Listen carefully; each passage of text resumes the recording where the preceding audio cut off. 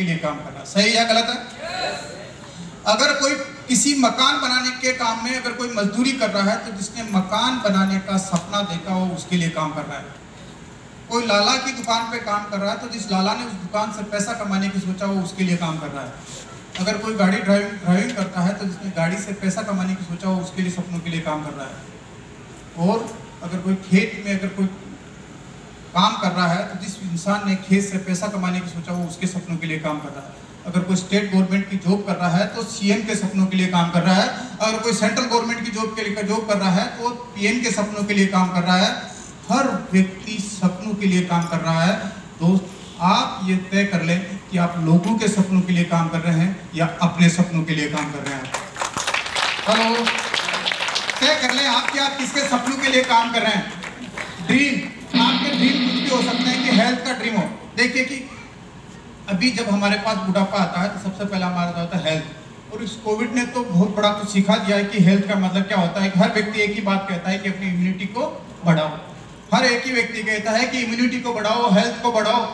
और अगर आरसीएम के प्रोडक्ट जिस घर में जाते हैं ना उस घर से बीमारियां ऑटोमेटिक दूर घर से निकलने लग जाती है। आरसीएम के प्रोडक्ट जिस घर में जाते हैं वहां से बीमारियां ऑटोमेटिक भगने लग जाती है। जैसा अभी सानी जी ने बोला था ना कि आरसीएम का कमाल है 70 साल की एज में।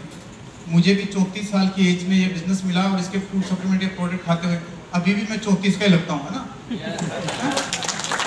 20 साल 34 का पावर यानी कि हेल्थ के जो है कि हेल्थ के लिए हो सकता है, बच्चों की अच्छी एजुकेशन के आपके सपने हो सकते हैं।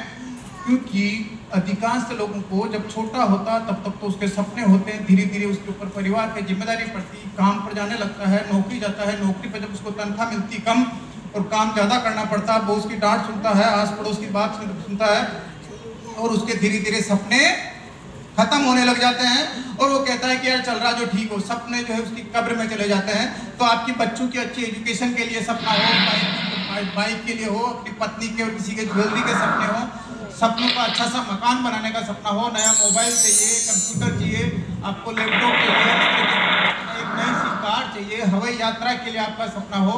और आजादी का जज्बा एक ऐसा परिवार की सुरक्षा के लिए हुआ।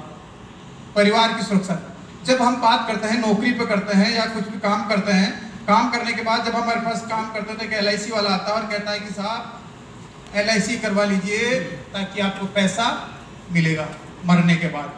जीते जी तो नहीं मिलता ना, मरने के बाद मिलता है। जब वो व्यक्ति बात करता है उससे बात करता है कि यार क्या आप LIC करवा लीजिए, LIC करवा लीजिए। जब वो कहता है कि मेरा बजट नहीं, मैं नहीं करवा सकता हूँ, तो वो तुरंत उसकी पत्नी को जाके बोलता है भाभी जी बोलिए ना कुछ LIC करवा ले, अगर ये नहीं रहे तो ये मर जाएंगे तो पैसा आपको मिलेगा। पत्नी सोचती है बात तो सही है। फिर वो उसको कहते हैं कि पत्नी सोचती है यार बात तो सही कि आजकल ये पी के पता नहीं, सुबह सुबह मैं इनको बोलता हूँ कि सब्जी लेते आना, भूल जाते हैं, कुछ सामान के लिए बोलता हूँ भूल जाते हैं। मामला तो गड़बड़ है, याददाश्त तो कमजोर होती जा रही, पता नहीं ऐसे चलते हैं, सोचते किधर चलते किधर है, पता नहीं किसी से एक्सीडेंट हो गया, कुछ भी हो गया, टपक गया तो मेरा क्या होगा। तो वो खूनी लगा के बोलती कर लो ना जी, होता ना सिक्योरिटी के लिए, पीछे मेरा क्या होगा। लेकिन जब आप इस बिजनेस को कर लोगे ना और इस बिजनेस में 5 साल, कितने 5 साल इसको टिक के अगर आपने प्रोफेशनल तरीके से कर लिया तो आपकी तो सिक्योरिटी है, लेकिन आपकी आने वाली पुश्तैनों की सिक्योरिटी हो जाएगी ये पावर हाउस।